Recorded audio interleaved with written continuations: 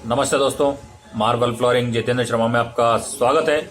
आज मैं आपके लिए लेके आया हूँ कुछ बाथरूम का वीडियो। बाथरूम के कुछ पिक्चर्स हैं जिससे आप आइडिया लगा सकते हैं कि बाथरूम में हमें कौन सा डिजाइन लगाना है। इसमें इटालियन और ग्रेनाइट दोनों ही मिक्स का डिजाइन भी है। और मेरी यही राय है कि आप फ्लोरिंग जब भी लगाएं तब रफ पत्थर यूज़ करें फ्लोरिंग में तो ज़्यादा बेस्ट रहेगा।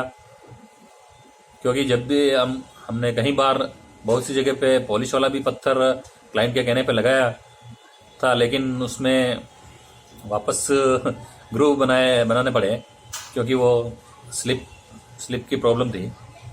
जो भी जाता बाथरूम के अंदर, अगर शॉप भी गिर गया तो भी स्लिप होने का बहुत ही डर रहता था। तो इसीलिए मेरी राय यही है पे आपसे कि आप बाथरूम में ग्रेनाइट की फ्लोरिंग लगाएं, वो रफ लगाएं तो ही ज़्यादा बेस्ट है। अगर वीडियो अच्छा लगे तो लाइक और सब्सक्राइब जरूर कीजिए। हो सके तो अपने दोस्तों को शेयर करना ना भूलें। देखिए आपका वीडियो।